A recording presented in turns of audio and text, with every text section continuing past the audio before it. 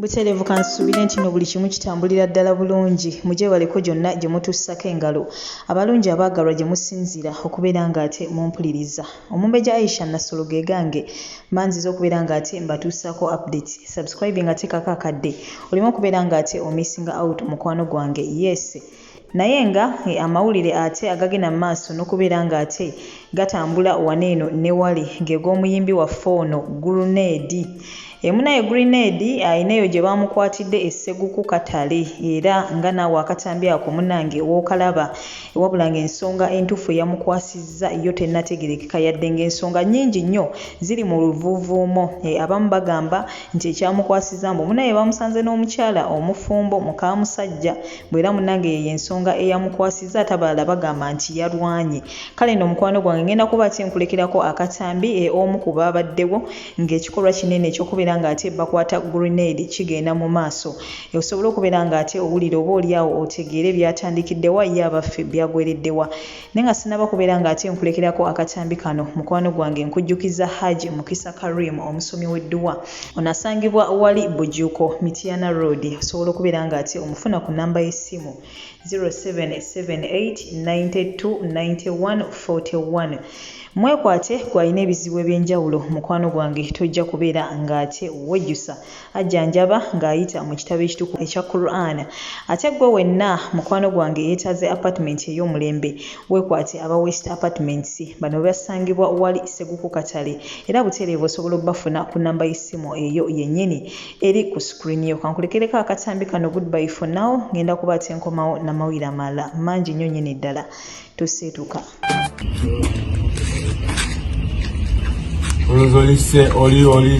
Ku estate waliwo gate waliwo aba security aba checkinga naddala abantu abatasula eno baba tebakumanyi so I found akavuyo nga ntuuka naye I had Grenade was shouting bro I'm an artist I'm Grenade whatever then I was forced to stop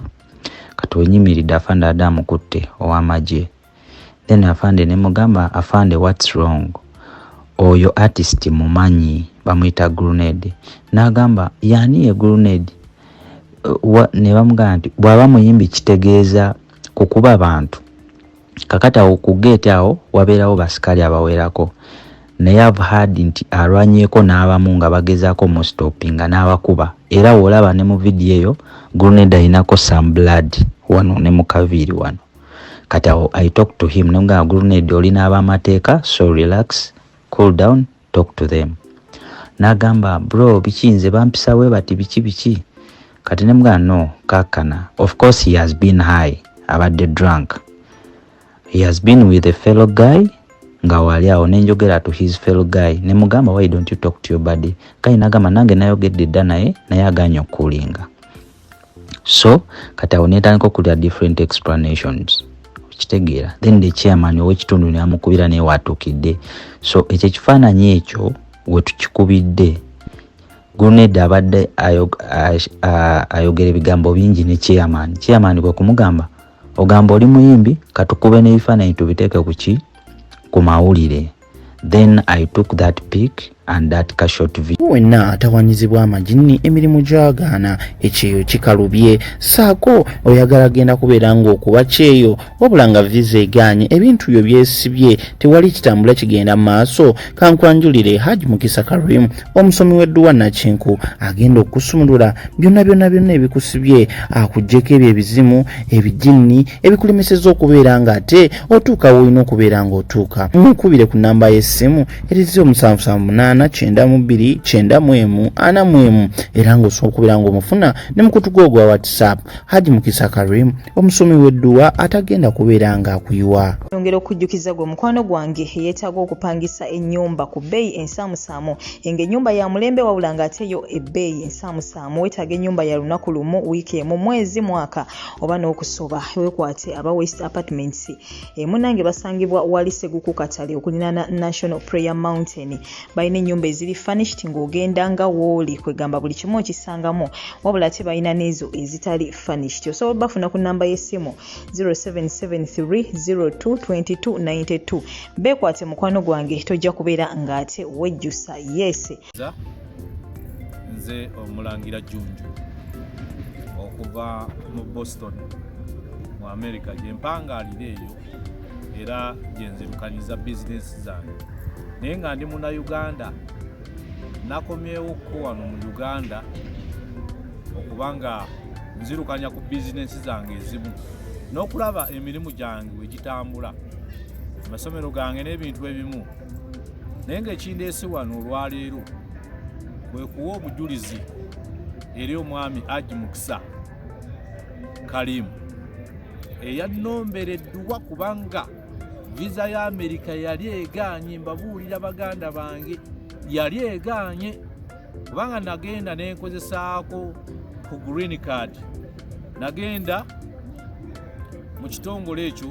ekigaba visa mu green card banagenda nga iso family neteekayo buli kimu nenkola ki naye yagaano omukisa gwagaana okuyitamu kati mu green card omukisa gwe gwagaana okuyitamu neŋŋenda ewa Haji Mukisa Kalimu ne mugamba nti nina olugendo lwenjagala okutambulako naye ŋŋenda mu Amerika nambuuza mu kibuga ki nemugamba njagala kugenda mu Boston. Haji Mukisa yannombereddwa mu butuufu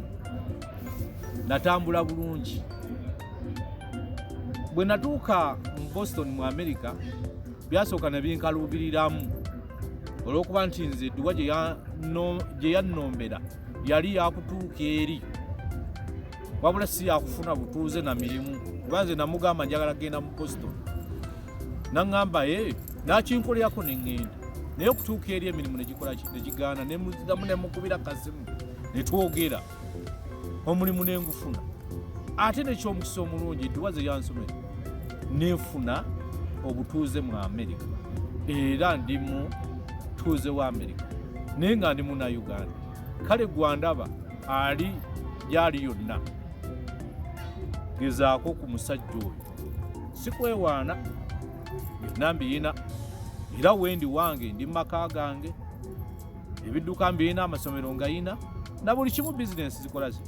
zitambula bulungi kale wandibadde weeyunira omwami oyo n'akusomera edduwa nga nze gwe yampa kuba ndi mutuuze wa Amerika ate nga ndi muna Uganda naye nakomyewo kewaffe ewaka omanyi bagamba entasiima ebula akola ki abula egiwa naate weweerabira ewammwe ate onaabeera wandi wano waffe neeri naye okuwaffe omukazi gwe nnina muzungu abaana be nnina